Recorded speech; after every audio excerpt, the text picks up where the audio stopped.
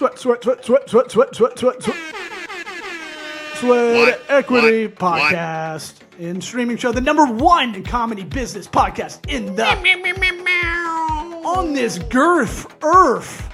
Well, Number that's a new one one that I don't know if I like or not. I'm the mirth of girth. Oh Christ! That's what I want my finder intro to be. You know him as the mirth of girth, Law Smith. Running in with a chair. For realsy, we just won another award, right? Yeah. What is it? I don't know. It was. I sent it to you. Okay. Dude, you just gave me so much sass.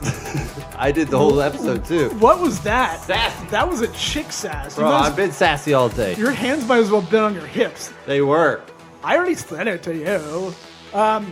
You can listen to this pragmatic entrepreneurial advice with the real raw dog talk on iTunes, Apple Podcasts, Spotify, iHeartRadio, anywhere podcasts are served in your eardrums. What? This episode is sponsored by Zupyak, Zupyak, the first search optimized AI writer. I've been using it. I'm a member, man. Look, I love it. I don't like all these very complicated AI content writing things. I just need to write a landing page. I just need to write a blog post. Bing, bang, boom. 4 steps. Here's all the keywords I need. Get that SEO up. You like that? Yeah. Oh, you like that? Yeah. Go to Zupyak, ZUPYAK.com and put in the promo code SWEAT. Sweat. What the hell did we win here? We won Best SME Advice Podcast 2023 in the USA from North America That Business means- something or other. SME means small, medium enterprise. Let's do this. Howdy toddy. It's called sweat equity.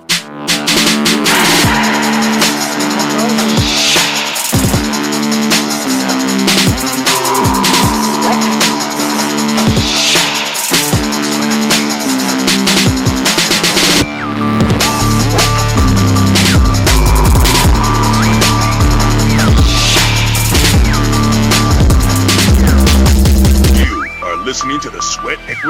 Daughter, not holding you back on this thrilling interview you got to do. Super. All right. Well, we're very cash on this show, so we just get right into it, man. We don't do any pre-interview or any of that. Someone asked me to come on their show, and then demanded a pre-interview, and I said no. I don't want to do that. We went back and forth, and I go, what's the point? We're just edit it out if you don't like it. I think a lot of podcasts are being lead gen machines for a lot of people. And I'm like, why would you waste my time? Sure. Anyway, that's my own little gripe I've got. Awesome. I like it, dude. I'm super cash anyway. I can roll. I like a good conversation. It's all good with me. How do you say your last name? It's Amyx. Amyx. So it's like A and then mix, Mix, but Amyx. Amyx. Yeah. What is the etymology of that? Or do you do that with names? Do you want a real answer or a bullshit answer? Whatever you want to do. This is your interview, homie. Man, I don't know. Supposedly it's Scottish Irish. I've personally been to Ireland. I don't feel like I look like a lot of the people from Ireland. So my grandfather always had a joke, and he said that they were playing Scrabble one day, and those were the letters they had left over, and they're like, fuck it, that's our last name. So who knows? Well, that's a triple word score bingo, pretty much, if you can get that down on something. Hold on, I'm off screen 1 second. I'm just making sure my laptop doesn't burn out. Okay, good. How about this?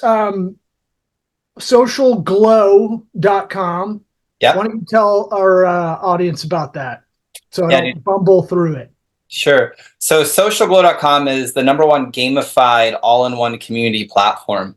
So it allows anybody who wants to create a community to be able to do so in a highly engaged manner, increase their client retention and their LTV using a community. I like to say it's kind of like the good days of Facebook groups, the days before there was censorship, before there was an algorithm.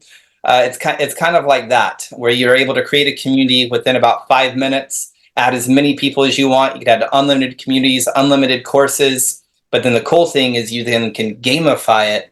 And so that's what I'm hoping we kind of get into today, because there's some really, really cool business strategy when you start thinking about gamification, but also redemption. Like, as a business, how do we start allowing people to redeem the points for upsells or swag or events or strategy sessions? Like, the sky's the limit with a redemption strategy. And I don't know many coaches, if at all, who are really leveraging redemption strategy powerfully.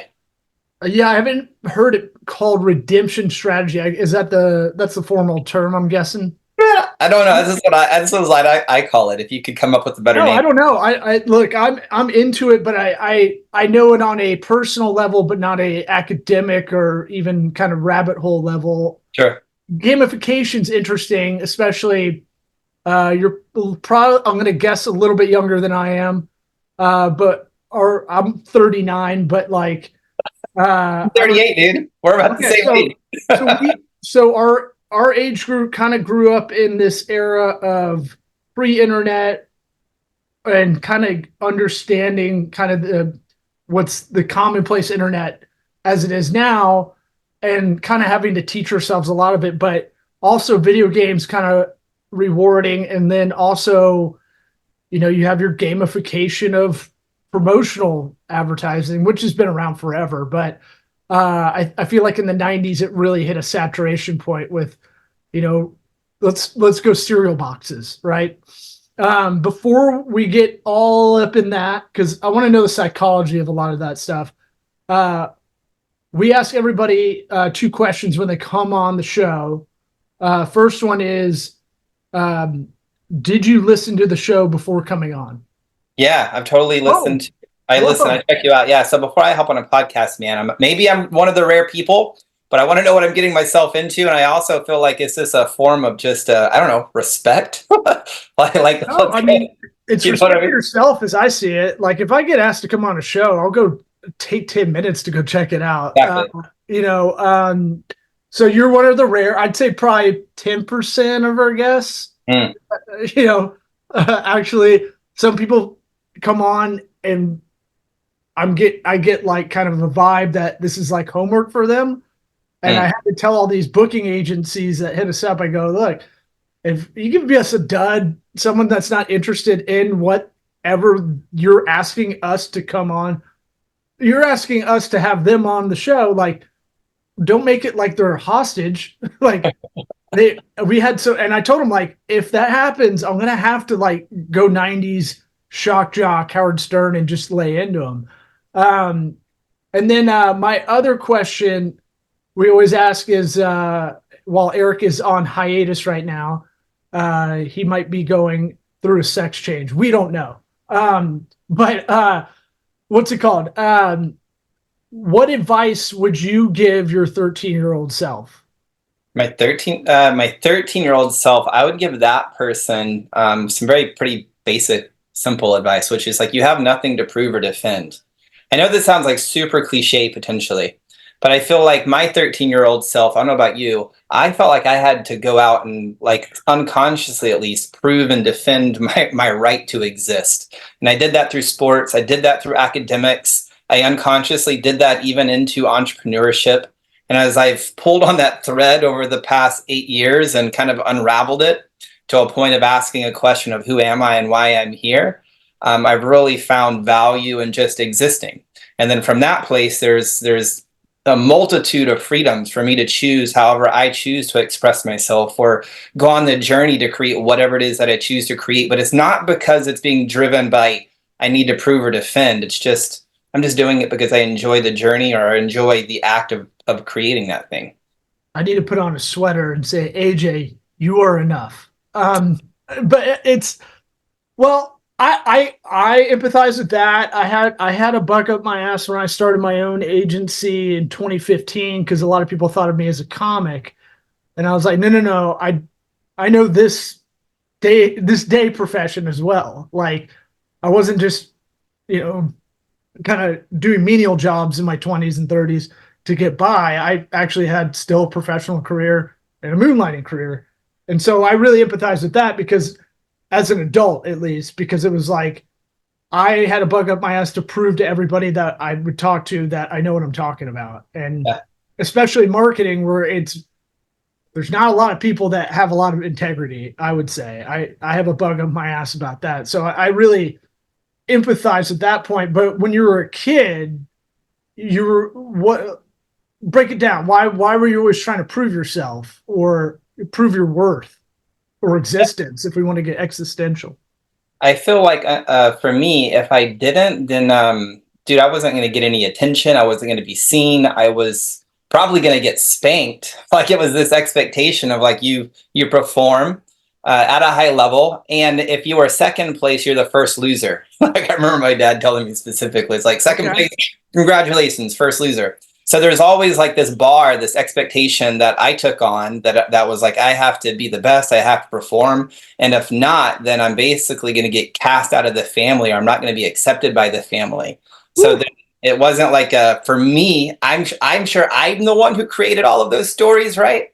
And I'm sure my dad was just totally doing his best to pull his potential or my potential out of me, like a good father could. But there's like a middle ground to it. Like I'm a father, I have a 5-year-old daughter. And so it's like, how do I walk that tension where I'm pulling her potential out of her, but I'm also not holding a space where she feels less than that if she doesn't hit that bar, right? So there's like empathy with the calling forth piece. Yeah. And the household I grew up in, there was no empathy. I grew up in a blue collar redneck family here in Texas. And so it was very much just like, if you're crying, I've had bigger scratches on my eyeballs. If you're crying, let me give you something to cry about. So that, no empathy. Then with this bar set of you have to perform, I think for me was kind of a perfect storm. Also, I didn't know this till recently. I feel like I'm a self-diagnosed HSP, a highly sensitive person. You can go down that rabbit hole if you want to, which it represents about 18 to 20% of the human population. It's really not talked about that much. So inherently, I am naturally sensitive. So that fused with in this whole environment that I grew up in was just kind of a whole, I think, perfect storm setting me up for that. Yeah, and you realize your parents, dealt with their parents. Totally. In our age group, maybe some depression era scarcity, maybe some wartime kind of anxiousness. So there wasn't a lot of time back. It can go up the family tree of empathy, right? You can kind of go through that and go, okay, well, our parents probably had it in a weird way. They had to deal with a lot of that crap. What made them tough?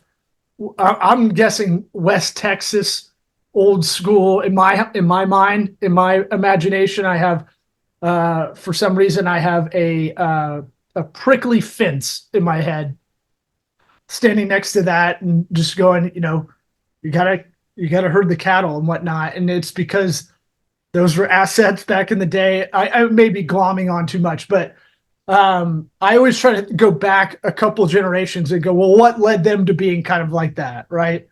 Yeah, that's interesting. And an HSP, I've never heard it coined that way. I've just heard people go, I'm just very sensitive to others. Yeah, so let me frame that. So I think her name was Elaine Aron. She wrote a book called The Highly Sensitive Person. She even has a documentary. You can go watch it on Prime. But the sentiment is within all mammals, at least, about 20% of the population is what they would call sensitive. So here's my interpretation. She breaks this down a lot more scholarly than the way I'm going to articulate it, but this is my interpretation of what she was saying. If we were monkeys, and if you look at monkeys, there's going to be 18%-ish of the monkeys who are going to kind of sit back and they're kind of like, just kind of watching. And then the other monkeys, they're just kind of flinging poo at each other, right? And they're like, come on, have a good time, fling some poo with us. And these other monkeys are like, I really would like to, but number one, I feel overwhelmed by all of the poo slinging. And number two, did you know there's a tiger down below the canopy? Like if we fall, we're going to get eaten by tigers. And there's also an eagle that's flying overhead. Don't know if you guys are aware of that. And so this whole set of the 18%, the HSP segment of the population, the whole purpose is to ensure the survival of the species. So for the other 88-ish% of the or 80 whatever percent of the population, 80%-ish or 78 to 80% of the population, to then look at the other 18%-ish of the population and say, hey, there's something wrong with you. It's really meant to help coexist. Like we're both helping each other out, but it's not really comparing apples to apples. And so, that was a whole rabbit hole for me to learn how to navigate life with just being that type of person. So it's complementary or supplemental in the kind of the ecosystem of whatever's going on. Exactly. I mean, an HSP person who's home, meaning home in themselves, their natural propensities are going to pick up on all of these things that an average person isn't seeing. Not saying that the average person is better or worse than the HSP. It's not that. I'm just saying the HSP is going to have access to data that the other majority of the population is not going to have access to, right? And if an HSP doesn't understand that about themselves, then they kind of go through life thinking there's something wrong with them. Why can I not just be like the other people? Why can't I blend in? Maybe something's wrong with me. Maybe I have a mental health disorder. Rather than just being like, no, you just have a different way of living. You get to learn how to offset and proactively offset the amount of data that you're picking up on. And then leverage that gift to be able to come back and help all of these other people with all the data that you're picking up on. Yeah, I've been told I have a high EQ. I'd say I have hypervigilance for a lot of stuff that doesn't need to be observed, like really kind of inane things. Like no one's bothered by that TV in the corner over there in this room that's flickering. All right, I won't say anything. That kind of thing. It helps. It helps with stand up because if I walk into any show, something weird's usually going on, or I can get it. I honestly get an energy of the audience before walking up a lot of the time. Yep. And go, okay, they feel tight even before the show starts. You can it's palpable in a weird way, but Yep. not to the point where I'm like, I can touch the ground or I'm Rogue from X-Men or something like. It's one of those things where it's just like, it's a little intangible, but you're kind of assessing a lot of things without realizing it. Yeah, I can totally relate. In human design, I have an open sacral, so when I walk into a room, I can totally feel the energy completely, what's going on without anybody saying anything. I kind of know exactly the sentiment in the room for sure. Yeah, well, I should caveat that if I'm kind of in not in the zone, but present in what I'm doing. Like I can walk through a grocery store and not have any thoughts because I'm listening to a podcast about something or I'm thinking about something else. But if I'm kind of like, hey, this meeting I'm going into or this show I'm doing, I can kind of come into that. So tell me about SocialGlow. The community thing's interesting. We've got, you've got Facebook groups and now they're kind of, how do we say this? Once I found out like 4 or 5 years ago, basically a lot of these Facebook groups were getting started by people to monopolize on them, to be advantageous on a local level or a mom group level, but in a sneaky kind of way. Like they would just make the groups appear to be these things that they care about to help, to have something to talk about or set them up to sell, which, is nothing really that bad. It just didn't feel like that was the purpose of them. You've got Discord now, you've got, Slack communities sometimes. Where's the kind of community landscape right now for people to find their group, really?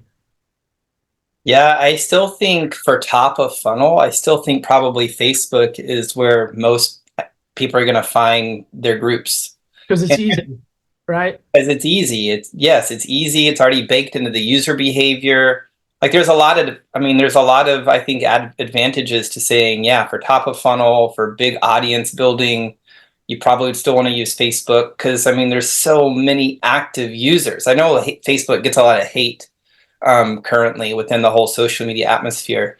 but it's still a ginormous platform. It still has a huge active user base, especially for people our age. You know what I mean? And so I would still say hooking up with an Ugo. Everybody's done it. What they've done is made it a good job that you have to log in every now and again. Yep. Right. To use the other aspects of Meta. So I compare it to hooking up with an Ugo. No one wants to admit it. Everybody does it every now and again when they're single. But our age group uses Facebook. They don't want to admit it because it's gross. They're proud of Instagram, but it's literally the same company, which I find fascinating. Yeah. But, yeah, go ahead. Sorry, I cut you off. No, it's all good. Now, the downside, though, is the algorithm. And Facebook is burying group notifications. So I don't know if you've noticed this. I've noticed this. I'm not in a whole bunch of groups, but in the groups that I'm a part of, I actually like to be a part of. But I actually just don't get notifications. Like people post, admins post, I don't get notifications. I don't get notified. And I don't know if you're like me, but if I do not get notifications, I don't go out of my way to go look. Right. And so that's the downside. So it's like on one side, it's like, well, there's an advantage. It's free. It costs nothing. I can tap into a big, large user base. It's baked into their daily behavior. But then the downside, the algorithm, censorship, nobody's seeing everything. And then, of course, Facebook is moving to serving more and more short form content. So they want that TikTok short form, 15, 30 second, 60 second, reel-based content. So if somebody's creating really good content inside their group, it's just not going to get shown. And so, like you said, then people are like, okay, well, then I'll go to Slack. Well, I don't know about you. I'm a part of one Slack community. I'm part of Ad Skills Mastermind. Mm-hmm. I don't like Slack for community. I find it annoying. I find it cold. I also find it extremely overwhelming. And then Discord, maybe I'm just not cool enough or hip enough, but I just can't figure out Discord. I haven't figured it out either. I pride myself on, teaching myself whatever, but I look at it, I feel like my dad with an iPhone. I'm like, why? Like, isn't there Reddit? Isn't this just people from Reddit? Yeah, dude. I had such a similar experience. My cousin and my brother, they love doing like fight companion shows on Discord when we're watching like a UFC pay-per-view. Sure. And so they're like, come on, join our Discord. And I'm like, no, dude, I don't want to learn a new piece of technology. And they're like, yeah, it's because you're almost 40. And I was like, I guess I finally hit the point where I just don't want to learn a piece of technology. I feel like I need to give it another go, maybe, just because I feel like a lot of stuff on the Vanguard might be going on over there, but that might just be FOMO kind of thinking. So what does one do to create an engaging community? Yeah, so I'm a huge fan of people creating micro communities. And so like in the IM space, you know how we have challenges, or if we have like a mini class or something of that nature where we're helping a person solve a problem and we're helping them by helping them, kind of good old Frank Kern methodologies, right? I know the opposite of that. Hurt people. I profess like teaching people will make you better at what you're doing. And not only will you feel better, but you'll get better at whatever it is you're teaching. So totally. You said it more concisely. Totally. Yeah. I remember in Course of Miracles, they say something like, as you teach, so shall you learn. Kind of fits that. Yes. A little bit. And so like with SocialGlow, you can create just a small micro community. And we used to do this with Facebook groups back in the day, where if you're going to run a live training, or maybe if you're doing a live launch where it's a 3-part video series or whatever, like you would get people, like you'd create a Facebook group, you add people in there, and then you would, of course, release the content, and everybody's like talking about the content, and then you would make your offer, right? You could do the same thing. Like with SocialGlow, the cool thing is the app's free for the members. You can have unlimited members. You have unlimited groups. You can schedule all of your content. And then but the cool thing is when you post your content, everybody's receiving the push notifications. It's all right there inside their app. It's not like in Slack or Discord where you have all of these channels and then you have all these people talking in all the channels. And it's like, I don't even know which channel to go into, or where do I start? Do I intro myself in the intro channel, or do I talk about marketing in the marketing channel? Like, you just post right there in the feed and have the discussions.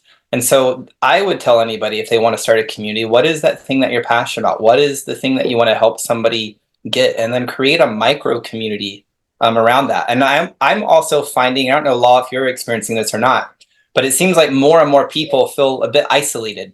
And so like in the course space, it's like, yay, I get to learn something, but it's a lot more fun if we're learning as a community, if we can create groups of people who are learning together rather than just isolated people learning on their own.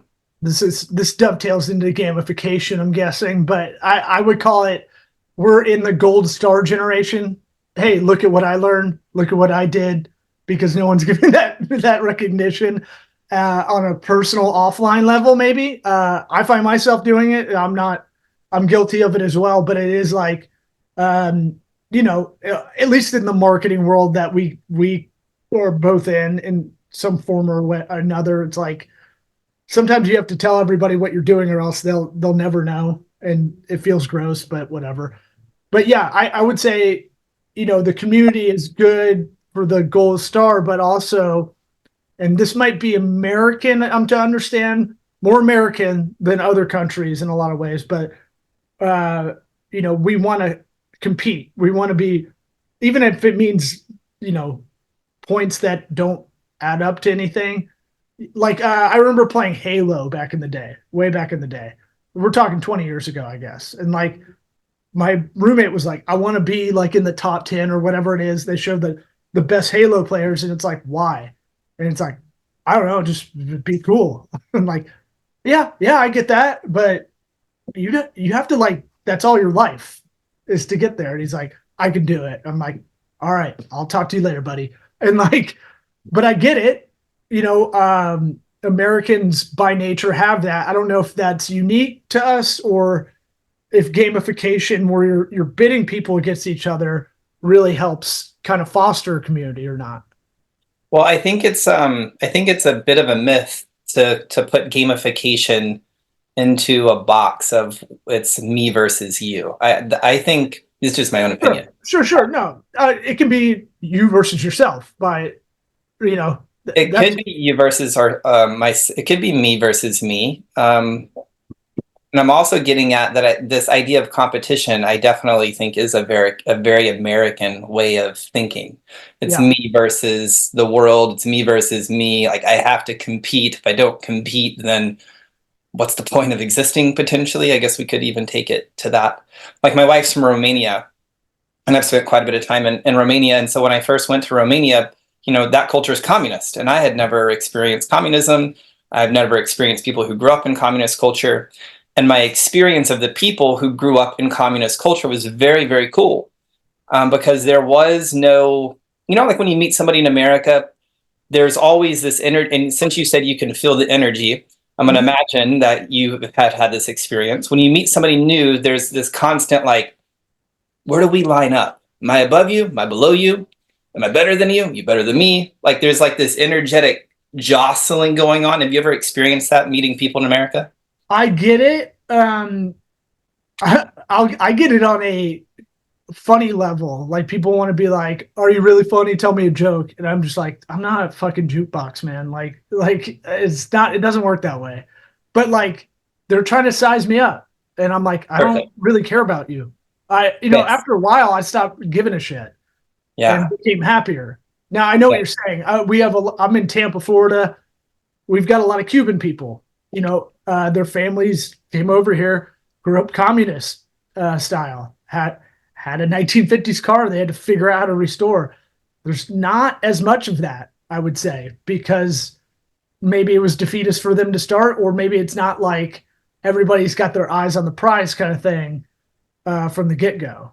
Yeah, perfect. So you can see, so there's this distinction between, like, okay, I got to size you up versus at least the people I've met from communist culture.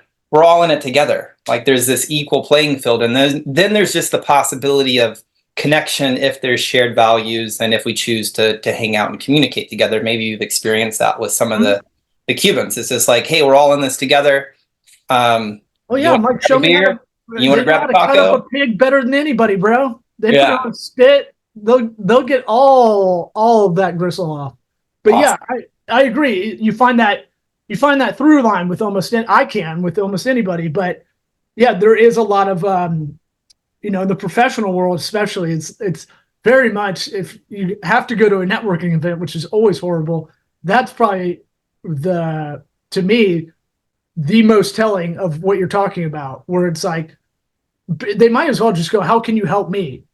When they meet you, go, hi, AJ, my name is Law. How can you help me? Like, you might as well just say that, because the pomp and circumstance doesn't matter. And maybe they should just skip that. Maybe they should just skip that and be like, hey, I'm here to figure out how to take your money. So do you want to just give me your fucking money? Maybe we can just skip all of it. I'm a snake oil salesman. Is this your first time at a BNI group? Yeah. But with gamification, like, all right, I want to get to this bullet point of, well, really, we got two I want to hit, because everyone's freaked out about AI, and all of that, any AI, ChatGPT, Bard, Grok, whatever X's AI is called. But how do you compete with that for your community? Well, there's the distinction between content being generated by AI versus like-minded people learning something together or going on a journey together. And I think this is where the community fits in. And this also does tie into gamification. It's like, yeah, we're competing for maybe a prize or who has the highest points, but it's only because as a community we're rallying around a cause, and we want to go somewhere, or we want to learn a certain skill set, or we want to do good, or whatever the cause of the community is. And I think this is one of the biggest things about like AI. If a business is, especially if you're a coach, course creator, a mastermind organizer, I suppose, trying to think of different industries. That mastermind term is like right up there with brain trust.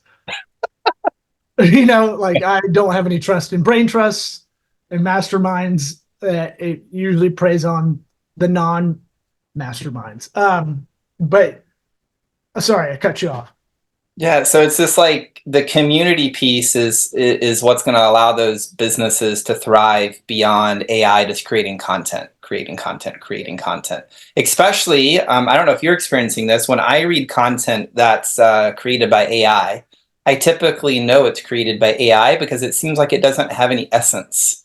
It's just dry. It's I don't know, it's just dry. It doesn't have personality. And so I've been saying on this show, it sounds like a foreign exchange student wrote it, pretty much. If it's any kind of something to read, it's just a little off. You get what this thing's saying, but it's, sure. No one proofreads it before posting a lot of the time. Yeah. And so I think this is where the community piece stands out and allows the business to really survive. And not only survive, but to really, really thrive. And we can create community around a whole bunch of things. I mean, even if we go outside of IM for a second, I had our air conditioning replaced a couple years ago. And if the service provider said, hey, I have this community, we add all of our customers into it, and I post like advice, once a month or whatever to help you get the best longevity out of your air conditioning system. Do you mind if I add you in there? I'm like, yeah, that'd be great.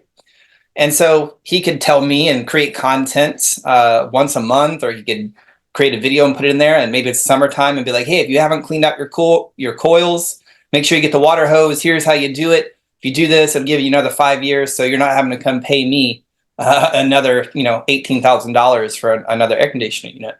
Now it sounds crazy, but that's going to help that dude have a higher LTV, because when my air conditioning inevitably breaks at some point, if he was nurturing me inside a community, guess who I'm going to call when I have problems, or guess who I'm going to refer when I'm talking to somebody and they have an air conditioning problem? That dude who's been helping me out inside the community, that's helping me take care of my air conditioning unit, because I know nothing about air conditioning units. I didn't even know I needed to clean out the coils. Thankfully, my dad was here over the summer, and I was like, what the fuck happened to our air conditioning? He's like, did you clean out the coils? I'm like, no, I didn't even know that was a thing. Oh, yeah. And so there's so many possibilities for all types of businesses leveraging community if they'll think about it and just really go out of their way to actually, care about people, serve their people, those who are willing to do that, I think they're going to thrive as we come into more of AI integration. Well, you kind of nailed the last question I had for you, which is kind of talking about, how do you get those higher paying clients? And I kind of summarize that as, you can build trust with your community for the long run. They'll come to you with intent for maybe knowledge or to know that they're not getting ripped off by their HVAC, which happens a lot. I've had some of those clients. But like, it's a long-term trust building. And I'm sure you'll say the more you put into the community, the more you get out, but the more they get out. I think it just comes back to like help solve problems. And I think this is where a lot of people go wrong when it comes to community, is they're trying to solve this big nebulous thing. And I'm not saying it's a bad thing, but if we pull it back to the basics and just really live in the question as a business owner, what is a very simple, or what is a problem? What is a single problem I could help my perfect customer get in a very short period of time?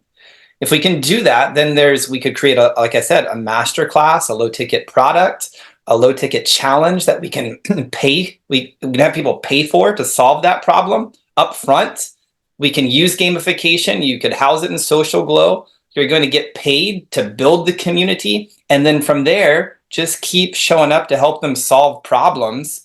And that is going to lead people into whatever your path is for bigger products, bigger services, whatever your sales path is. And we didn't talk about this on gamification a little bit, but also thinking about like inside SocialGlow, we give all of the admin the ability to give people points for liking a post, commenting on a post, watching a video, completing an action item, completing a course. And so you can think through, it's like, okay, well, if I'm helping somebody solve a simple problem, whatever that is, and here's all of the steps and tasks that I need them to do to get the result that they've paid for. If they did all of those things and they did all the actions, and you set how many points are you going to get per action, what's the total of those points? And let's just say it would be 1,000 points. Well, and let's say your offer is $3,000 for maybe 60 days of coaching with you, or maybe it's, I don't know, $10,000 or $18,000 for an AC unit, since we talked about that. We then could say, hey, you have these 1,000 points. I don't know if you know this, but those are dollars now, and you could roll that into the $3,000 coaching program or the $18,000 AC unit, or however we want to think about the redemption piece of the points, rather than just thinking about it as like competition of like, oh yeah, Law, you're the top performer this week. Congratulations. Let me send you a hat. Nothing wrong with that. There's a place for that. But I'm saying there's a different way of thinking about these points, rather than just thinking about it as like, let me recognize you. It's like Chuck E. Cheese. Could you imagine, Law, going into Chuck E. Cheese, playing the games, getting tickets, but then there's no redemption counter? How would you like Chuck E. Cheese? Not very much. Yeah, not much, right? So why don't we start thinking about applying a Chuck E. Cheese philosophy or mentality into community and leading our people? Yeah, I like it. You're doing the Lord's work. A rising tide raises all boats. I was trying to think of more idioms. If anybody wants to find out more, get your glow up, social glow up, wink, on socialglow.com. And thanks for coming on, bud. Yeah, dude. Law, thanks for having me, brother. Appreciate it. I'll talk to you later.